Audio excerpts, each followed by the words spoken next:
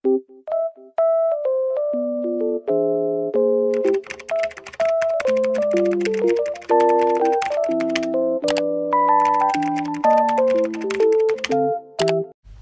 teman-teman, gimana kabarnya? Sehat?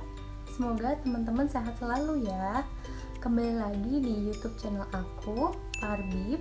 Pada video kali ini aku mau menceritakan beberapa makanan teraneh di Indonesia. Sebelumnya jangan lupa follow YouTube channel aku, Farbib, dan nyalain loncengnya biar teman-teman tahu kalau aku upload video baru ya. Mari kita mulai.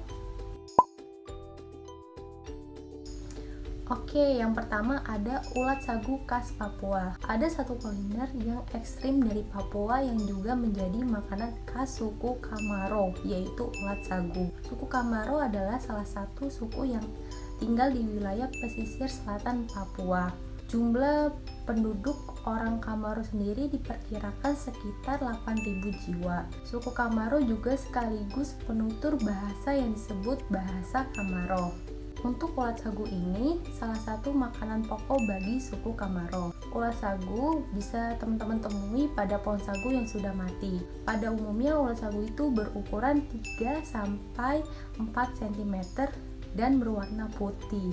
Batang pohon sagu yang tua dan sudah tumbang biasanya menjadi tempat bagi ulat sagu untuk tinggal. Kenapa ya ulat sagu senang tinggal di batang pohon sagu ya teman-teman? Ternyata di batang tersebut terdapat banyak zat tepung, yang dimana zat tepung ini makanan utama ulat sagu. Selain terdapat pada pohon sagu, ulat sagu ini juga dapat teman-teman temui pada pohon kelapa yang sudah mati. Biasanya ulat sagu ini dimakan mentah-mentah sebagai jamu ataupun obat kuat. Makanan ini juga dipercaya mengandung vitamin yang tinggi. Masyarakat Papua bahkan sudah mengonsumsi ulat sagu ini sejak zaman prasejarah. Berarti cukup lama juga ya. Salah satu olahan ulat sagu yang sering dicicipi oleh para wisatawan yaitu ulat sagu avatar, bukan rafathar ya.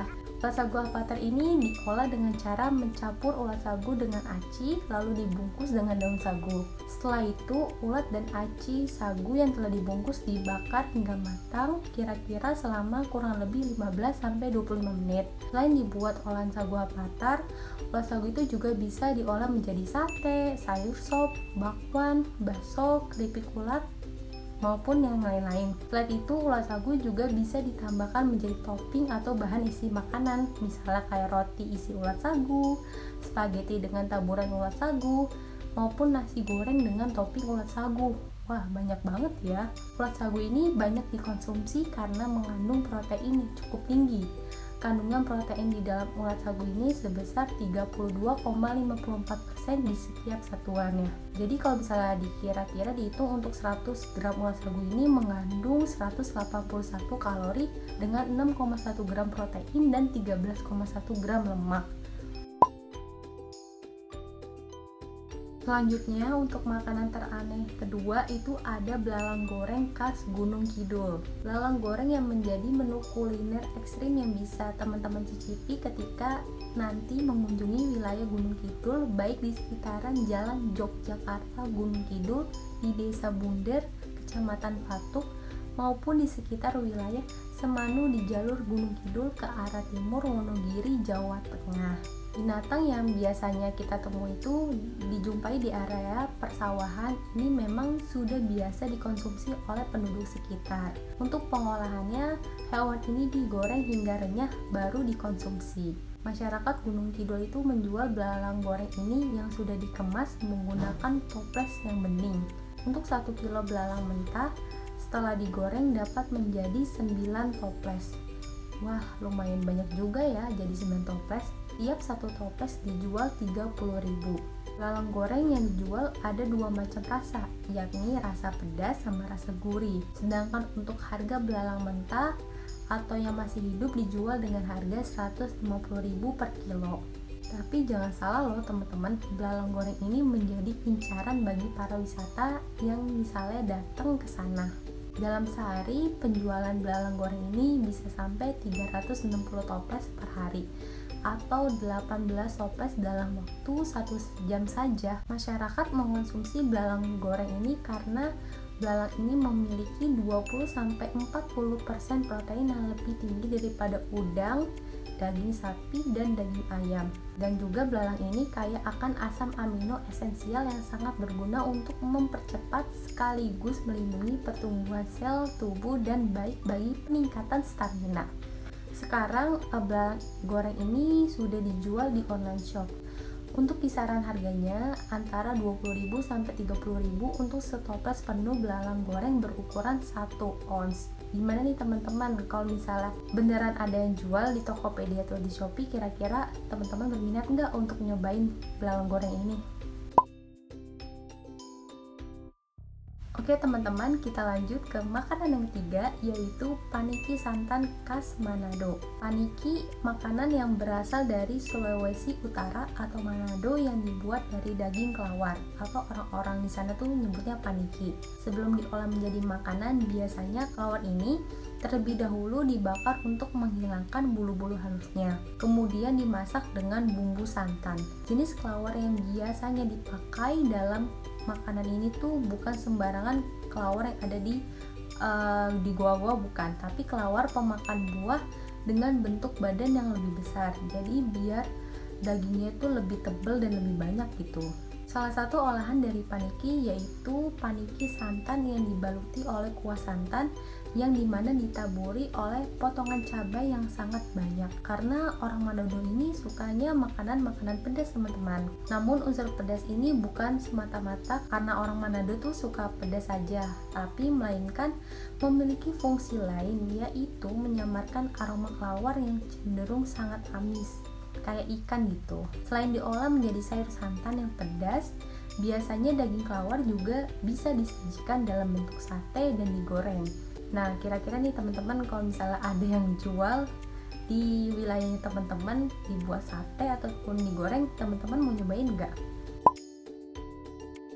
Oke, kita masuk ke makanan keempat, yaitu ulat bulu khas Purworejo, Jawa Tengah. Iya teman-teman, ulat bulu yang sering kita temui di tanaman dan bikin gatal-gatal di kulit. Tapi teman-teman, ulat bulunya bukan sembarangan ulat bulu ya. Ulat bulu yang dikonsumsi berasal dari famili Liomentridae. Maaf kalau salah bacanya. Dan ulat pohon turi. Menu yang satu ini berasal dari Purworejo, Jawa Tengah. Warga di sana tuh biasanya sudah mengkonsumsi makanan ulat bulu ini. Penyajiannya juga bisa langsung digoreng ataupun bisa dijadikan sate. Ulat ini juga mengandung protein dan tidak beracun sehingga aman untuk dikonsumsi. Makanan ulat bulu ini diyakini oleh para warga di sana bisa menyembuhkan penyakit sakit gigi. Jadi kalau misalnya teman-teman rada sakit gigi atau sakit gigi, teman-teman bisa nih cobain makanan ulat bulu ini. Menurut orang yang sudah mencicipi ulat bulu ini, katanya sih rasanya tuh enak dan gurih. Gimana nih teman-teman? Tertarik untuk nyobain? Kalau aku sih enggak deh, soalnya ngebayangin kalau lagi makan tuh ulatnya tuh takutnya ngegeliat gitu loh. Oke, untuk makanan teraneh kelima yaitu sate biawak. Teman-teman tahu kan biawak? Binatang yang menyerupai komodo dan biasanya tuh hidupnya tuh di sungai atau enggak di rawa-rawa. Ternyata makanan biawak ini salah satu makanan favorit di daerah Jawa. Cara penyajiannya tuh biasanya di dalam bentuk sate yang dibakar ataupun juga bisa dipanggang. Masyarakat Jawa itu percaya bahwa daging biawak itu bisa menyembuhkan penyakit kulit.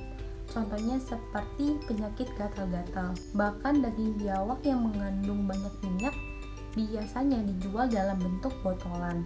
Rasa dari daging biawak juga sama seperti daging ayam. Untuk memperkuat cita rasanya, sate biawak ini bisa disajikan dengan bumbu kacang, irisan bawang merah, cabai, dan tomat. Bagi para penjual, setiap hari itu mereka mampu menghabiskan 5 porsi biawak. Untuk satu porsinya, harga satenya itu dihargai 15.000. Namun untuk harga satu ekor ukuran biawak besar biasanya dijual dari harga 50.000 sampai 60.000. Untuk ukuran yang lebih kecil biasanya dijual 20.000 hingga 30.000.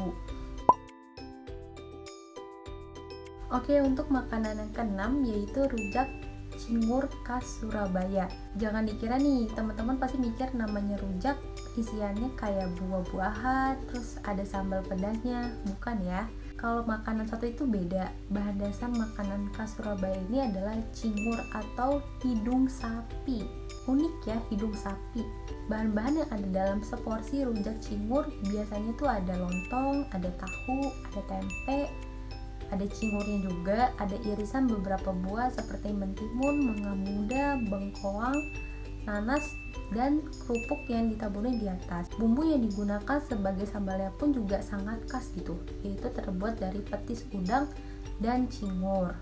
Wah, sangat unik banget ya. Hidung sapi bisa dimakan juga. Kira-kira teman-teman mau nyobain nggak? Komen di bawah ya. Oke, ini makanan terakhir yang ada di Indonesia, rempeyek laron. Aneh ya, rempeyek tapi dari laron. Bagi masyarakat Jawa, rempeyek ini bisa disebut dengan peyek. Rempeyek ini umumnya dijadikan sebagai makanan pelengkap santapan.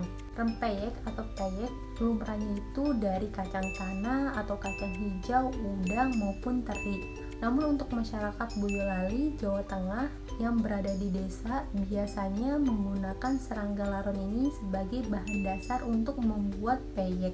Laron ini banyak muncul pada malam hari, apalagi pada musim hujan. Saat hujan turun atau sehabis hujan, laron-laron ini banyak yang bertembangan. Terus warganya itu mengumpulkan laron ini dengan cara memasukkan air ke dalam baskom dan mematikan lampu. Ini tuh biar laronnya tuh jatuh ke dalam baskomnya dan biar bisa mudah diambil gitu. Pasti banyak yang bertanya-tanya nih teman-teman, kenapa sih orang-orang bisa kreatif buat peyek laron? Ternyata ini masih ada kaitannya dengan zaman penjajahan Jepang di Indonesia. Jepang kan menguras ya segala sumber daya Indonesia waktu pas masih menjajah Indonesia, sehingga orang Indonesia pun melakukan segala cara untuk memperoleh makanan. Segala bagian tumbuhan, hewan, hingga serangga pun dimakan gitu. Nah, laron pun juga diolah menjadi makanan pengganti pas zaman penjajahan Jepang waktu itu. Sampai saat ini masih digunakan. Oh ya teman-teman, masyarakat di sana tuh percaya bahwa makanan laron ini bergizi tinggi untuk tubuh. Laron juga memiliki kandungan protein yang cukup tinggi mencapai 65%. Kandungan asam aminonya pun cukup komplit, disertai dengan vitamin B, asam oleat, asam linoleat, dan lemak berjumlah 31%. Wah, ternyata cukup banyak juga ya makanan teraneh yang bisa teman-teman temui di Indonesia. Aku juga baru tahu loh teman-teman. Gimana nih, ada yang berminat untuk mencicipi makanan aneh tersebut? Kalau aku sih mau nyobainnya makanannya yang rempeyek laron itu loh. Soalnya penasaran dengan cita rasa laron tuh gimana kalau dibuat rempeyek tuh. Teman-teman kalau misalnya boleh milih makanan yang ingin dicoba, kira-kira mau makan yang mana? Coba komen di bawah ya. Oke, terima kasih yang sudah nonton video aku sampai saat ini. Maaf kalau misalnya masih ada kekurangan di videonya ya. Teman-teman boleh komen nih, kira-kira video apa aja yang ingin mau dibahas selanjutnya. Oh iya, jangan lupa diklik tombol loncengnya biar nggak ketinggalan kalau aku tuh upload video baru. Dan kalau misalnya teman-teman suka dengan video ini, jangan lupa untuk di like ya. Semoga kalian suka. Sampai jumpa lagi. Bye-bye.